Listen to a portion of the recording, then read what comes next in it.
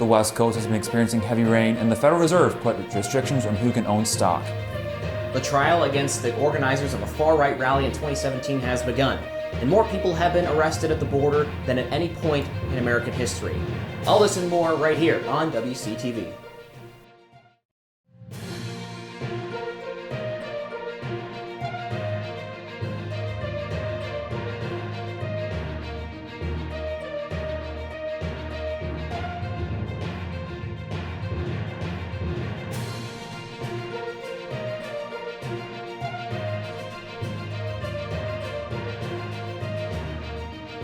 And now, your 5 o'clock news on Channel 14.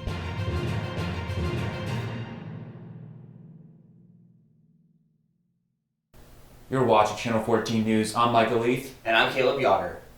The Waynesburg University Student Activity Board hosted the third coffee house of the semester, featuring Nelly's Echo, a past contestant on The Voice. WCTV's Darrion Allensworth attended the event and caught up with the singer after the performance. On Thursday night, October 21st, the Students' Activities Board held the Coffee House in the Beehive, where guest music artist Nelly Echo came to perform for Waynesburg students. Students who came were given a choice of hot or iced coffee with a choice of creamer and cookies.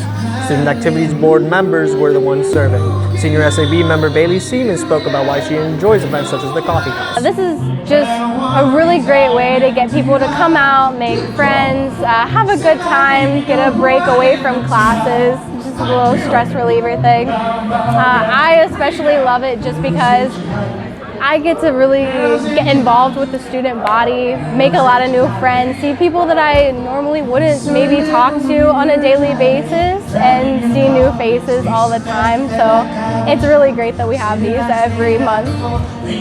And great it was.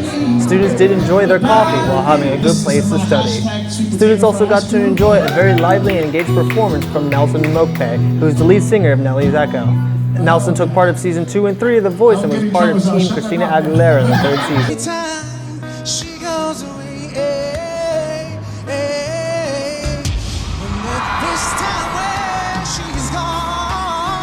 Unfortunately, he didn't win, but that didn't dampen his passion in pursuing music. There is life after The Voice, and you can actually make a career as a musician. You don't have to be signed or to a major record label. As long as you take your passion as a business, you can actually make headroads in this life as a musician. It just progressed his music career. The experience of being on The Voice opened a lot of doors for me. As you can imagine, if you go to any venue and say, hey, I was on The Voice, they automatically take you more serious than they would just a regular guy or lady walking in from the street. So it gave me that validation amongst my peers and amongst the promoters and bookers and booking agents. So yeah, it's been really kind to me that way. Nelson has came to Waynesburg before and described the experience as, it's fun.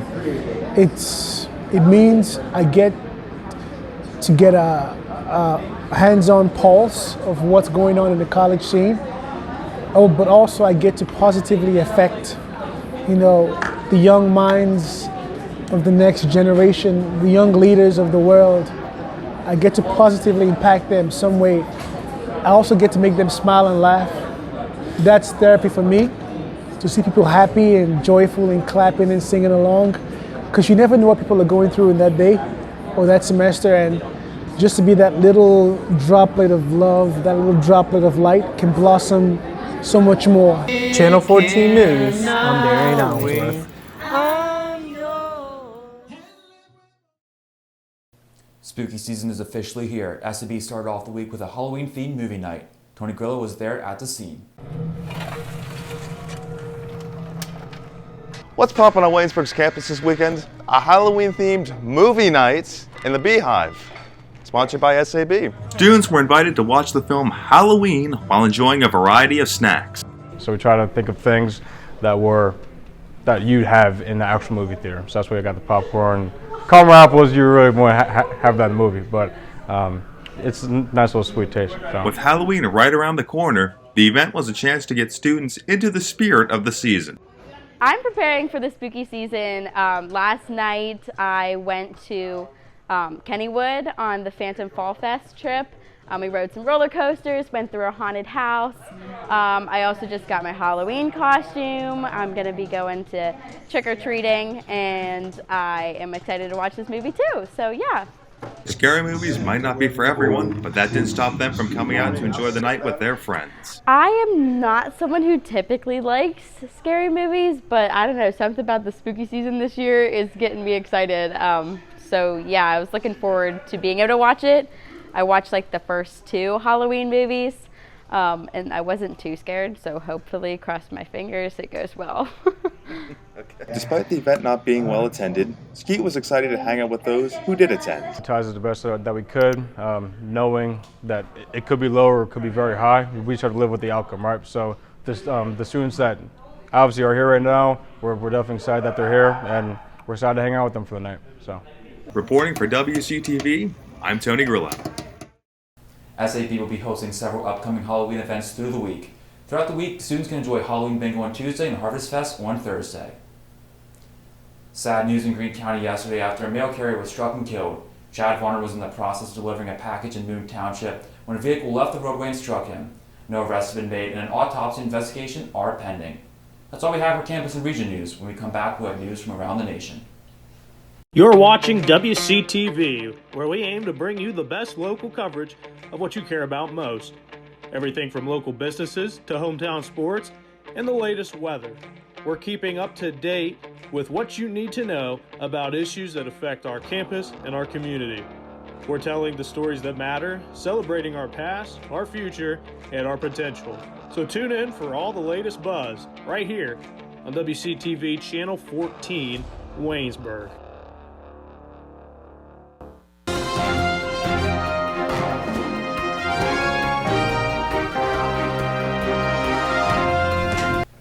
Severe weather wreaking havoc in the West and Midwest right now. Conditions are so bad that evacuation orders are in place for parts of California. And that's not all. We could possibly see more severe weather in other regions this week. Daryl Forges has the details. We've seen some pretty big storms and nothing like this at all. Severe weather from a bomb cyclone, a rapidly strengthening storm hitting parts of the West Coast hard over the weekend. Roadways turning into rivers. It's moving so fast down there that it's moving this is flat rock. It's actually moving the rocks. A bomb cyclone bringing several inches of rain, flash flooding, and leaving hundreds of thousands without power. Areas like Butte County issuing roads are closed for some fire-burnt areas. It's too dangerous to let anybody in until the storm's over. As the West Coast battles the bomb cyclone, the Midwest is also fighting severe weather. Tornadoes. The whole house started shaking and we felt it hit the deck or whatever. I guess that's what we felt. It was scary. Tornadoes, large hail, and damaging winds affected parts of Arkansas, Missouri, Illinois, and Indiana. The swirling, the stuff flying in the air, the trees moving every direction. And when I looked over, I thought, oh my goodness, I was on the edge of it, and it passed right next to me. More severe weather could be on the horizon. Weather models show a potentially powerful nor'easter could impact the East Coast by Tuesday or Wednesday. We'll be ready for the heavy rain and exaggerated flooding of these coastal areas. I'm Daryl Forges reporting. A federal trial begins Monday against the organizers of the deadly 2017 Unite the Right protest in Charlottesville, Virginia. 9 people say they suffered physical and emotional distress from the rally, which left a counter-protester dead and dozens more injured when a man intentionally drove his car into a crowd. CNN's Jason Carroll reports. Chilling images from the night 4 years ago in Charlottesville, Virginia, when hundreds of neo-Nazis and white supremacists gathered for a Unite the Right rally. White nationalists chanted anti-Semitic slogans during the march, which ended in violence and death. Among those groups was James Alex Fields, now serving 2 life sentences. He was convicted on state charges, including murder and federal hate crime charges, for deliberately driving his car into counter-protesters. He injured more than 24 people and killed 1. 32-year-old Heather Heyer. But some argue there is still more justice to be served. These defendants orchestrated the violence, came to Charlottesville to engage in the violence, and then celebrated the violence as a victory for their movement. Amy Spiktalnik is executive director of Integrity First for America. It's a nonprofit organization behind a civil suit underway in federal court. 9 plaintiffs who were injured 4 years ago are suing the organizers of the rally for monetary damages, alleging individuals and organizations that conspired to plan, promote, and carry out the violent events in Charlottesville. Conspired is key, as lawyers will be relying on a 150-year-old law known as the Ku Klux Klan Act. The law empowers victims of racial violence and civil rights violations to sue for damages if they can prove a conspiracy. Plaintiffs say there is plenty of evidence showing conspiracy, including memes some of the defendants shared on social media ahead of the rally showing a car hitting protesters. The mountain of evidence in this case makes crystal clear that it was planned meticulously. Fields is one of 24 defendants named in the civil suit. The defendants include a number of hate groups, such as the National Socialist Movement, a neo-Nazi group. An attorney representing that group says the plaintiff's case is based on emotion and vengeance, but not evidence, saying plaintiffs have yet to produce a single piece of evidence to support their claim of a conspiracy to commit violence in Charlottesville. If not for the fact that the defendants are mostly white supremacists, the suit would have been dismissed years ago. The defendants argue they're protected by the First Amendment, that they were exercising their rights to free speech and assembly. But some legal experts say that will be tough to prove in this case. But when that protest turns into really, an assault upon people of color, an assault upon members of the Jewish community, an assault upon people who really are just counter-protesting and exercising their rights, you've gone too far.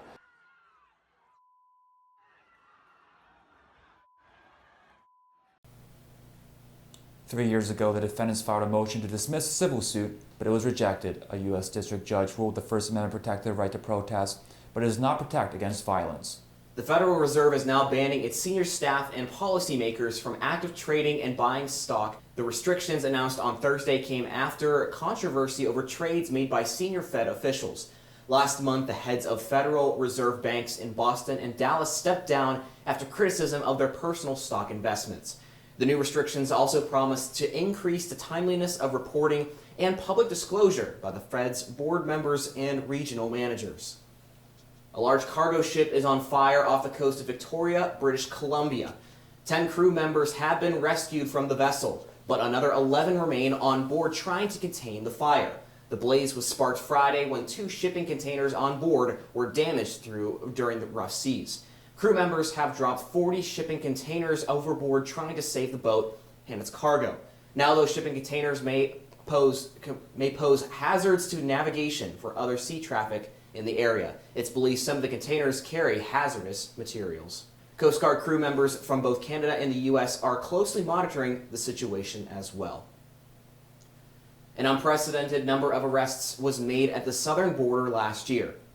That's according to year-end data released Friday by the U.S. Border Patrol. The agency says it's made nearly 1.66 million arrests for unlawful crossings on the U.S.-Mexico border over the past fiscal year, which runs from October through September.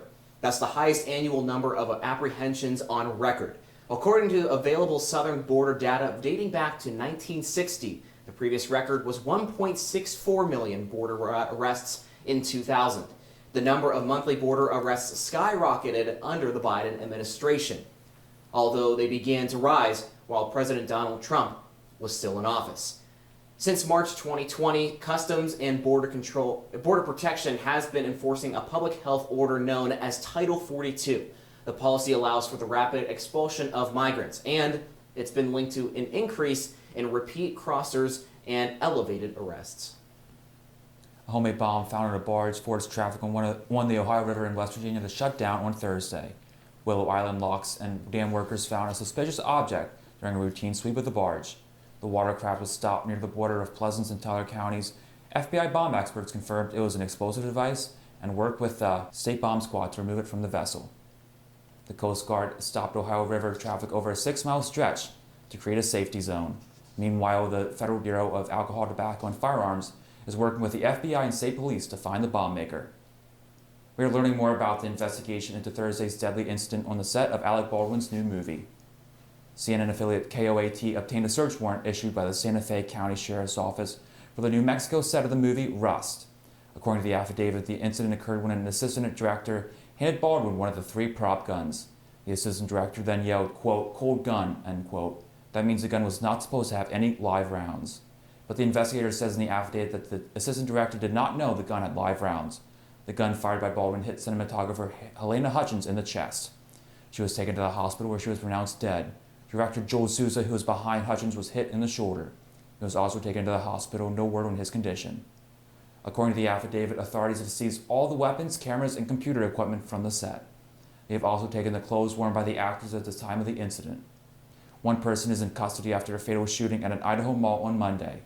Authorities in Boise say at least 2 people were killed and 4 others, including a police officer, were injured in the incident. The suspect is in custody but hasn't been identified yet. Police say they believe no one else was involved. Idaho Governor Brad Little called the shooting, quote, "unthinkable," end quote. Special agents from the Bureau of Alcohol, Tobacco, and Firearms are also involved with the matter. No additional information is expected before Tuesday. That's all for national news. When we come back, we have Riley Holsinger with business and entertainment. But first, we have Brock Owens outside with a brief weather update. Brock?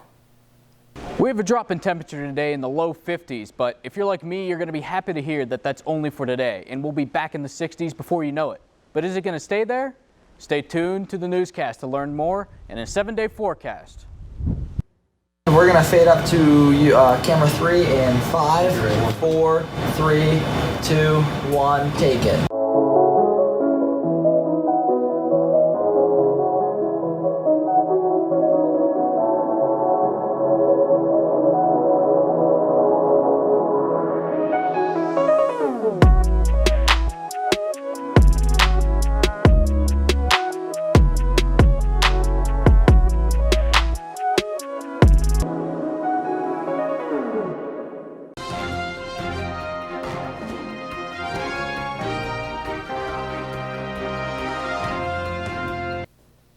Hello, I'm Riley Holsinger here with your business and entertainment update. Tesla is now the 6th company in U.S. history to be valued at $1 trillion. That's more than the 11 largest global automakers combined. Shares for the electric car company topped $1,000 each on Monday. 2 spots of good news are giving it the boost. First, Hertz announced a record order of 100,000 Teslas for its fleet. Second, an influential auto analyst recently raised his price target on Tesla to $1,200 a share. That hefty one-day gain pushed Tesla over the $1 trillion mark. Apple is the most valuable company in the world at $2.5 trillion. Microsoft is right behind it, though, at $2.3 trillion. James Michael Tyler was sometimes described as the 7th friend. His character Gunther was the barista at Central Perk, the coffee house that served as the friend's home away from home. The 59-year-old was diagnosed with prostate cancer back in 2018 and shared his story to encourage others to be screened. Tyler sadly passed away at his home in Los Angeles on Sunday and is survived by his wife, Jennifer. A milestone in the world of cryptocurrency is the first ever Bitcoin futures exchange traded fund in the United States. And experts say the ETFs are potentially making it easier for investors to get into digital currency. In today's Consumer Watch, Jen Sullivan has a closer look and the warning from the federal regulators. A landmark moment for cryptocurrencies. The first crypto ETF starts its full trading week. After going public, ProShares became the first fund investing in Bitcoin futures contracts. The futures are a marketplace where investors speak of what the price of Bitcoin will be in the future. The head of investment strategy at ProShares predicting this may be a huge stepping stone in the acceptance of cryptocurrencies by regulators. So, what does this mean? If you buy this ETF, you won't have ownership of Bitcoin. This just makes it really, really simple for folks to have the opportunity to add this exposure in the way they would, have a ETF for any other asset class, stock or bond.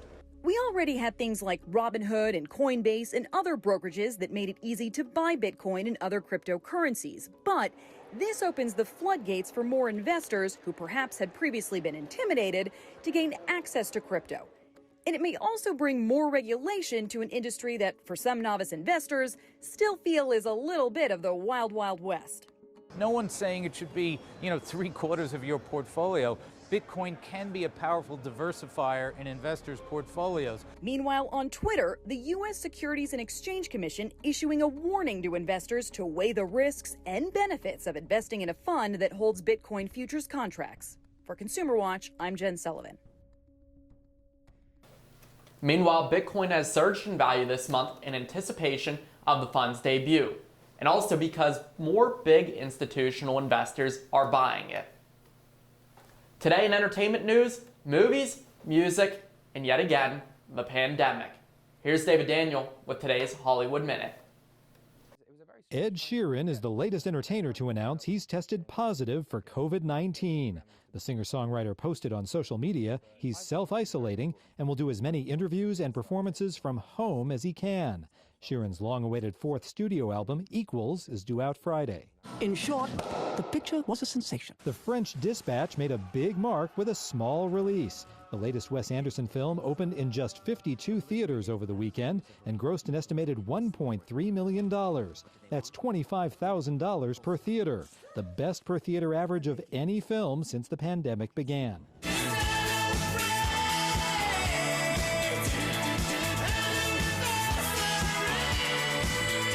Duran Duran is back. The British new wave band's latest video, Anniversary, features actors and lookalikes playing famous celebrities and younger versions of the band members. The song is on their new album, Future Past, now in stores. In Hollywood, I'm David Daniel. That's all we have for business and entertainment news. When we come back, we'll have Darrion Allensworth with your Waynesburg Sports Update.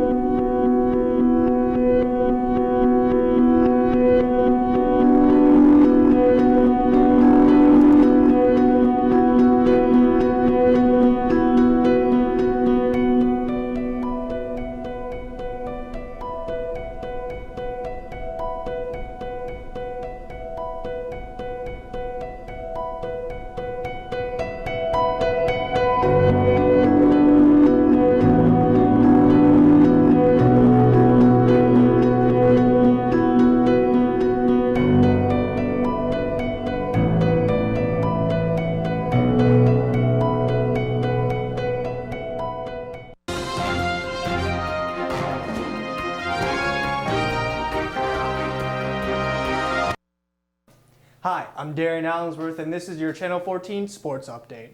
Both the men's and the women's soccer teams won at home this past Saturday. It was senior night, and the men's team was looking for a win versus Teal. Junior forward Sam Hawkins got the Jackets an early lead with a goal in the first half, but the Tomcats pounced back with a goal to tie it and send it to overtime. Then, in the second overtime, Sam Hawkins ended the game with the game-winning goal. Women's soccer came into senior night against Teal, needing a win to put them within one win away from making playoffs. Waynesburg got an early 2-0 lead with goals from sophomore Kate James and senior Leisha Wagner.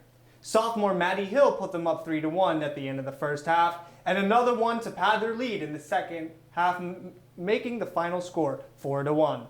If the Jackets win in their final game of the season versus Geneva, they will secure themselves a playoff spot. I'm Darrion Allensworth, and that's all for your Channel 14 News Sports Update. Up next after the break, we have Brock Owens with your 7-day weather report. Have you ever been to the Eberly Library? If not, you should, because it's great. They have books of all different genres: history, biography, fiction. Try The Evolution of Life, Life of Pi, or Jurassic Park. So what if books aren't your thing? Try movies, like Frozen, or TV shows, like Lost. Books and DVDs aren't the only thing, though. Take a trip to the second floor. Welcome to the Writing Center. These tutors will tell you everything you need to know about writing a paper, and they'll help revise your essays. Now let's head back down. Behold, the Knox Learning Center. Need to print something out 5 minutes before your next class because you procrastinated? No problem. You can also print off pictures of dogs. Because, well, you can.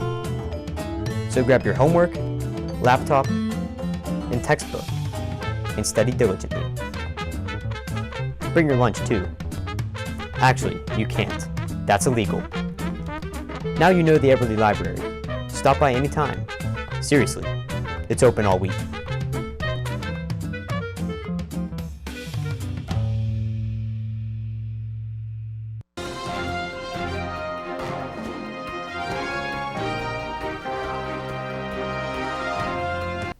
We've had highs in the 60s the last couple of days, but if you're expecting that again today, you're not going to like this unless you've really been wanting to cool down. Today's high is 50 degrees with a low of 45. We had some showers throughout the day, but tonight should stay dry. The rain is likely to stay away tomorrow with a high in the 59 degrees and a low with 43 degrees. The temperature is back into the 60s Thursday with a 64 degree high and a low of 51 degrees. There shouldn't be rain at all during the day Thursday, but at night there's a chance the rain starts up. You might want to remember an umbrella on Friday because rain is likely in the forecast along with a high temperature of 58 degrees and a low of 50. It's going to be a wet start to the weekend because Saturday's looking rainy as well. The high for Saturday is 54 and the low is 48. The rain should clear up come Sunday with a high of 58 degrees but a low dropping down to 37 degrees. Finally, next Monday starts out November with a high of 58 degrees and a low of 35 degrees, and a low chance of rain. I'm Brock Owens, and this has been your 7-day weather forecast. Caleb, talking about spooky season, do you have any plans for Halloween this weekend? Well, I haven't been trick-or-treating in I don't even know how many years, but I wouldn't mind if I get some candy for Halloween. What about you, Micah? Pretty much the same for me, just trying to relax and enjoy the holiday. That's all the time we have today for Channel 14 News. Be back next week for the next newscast.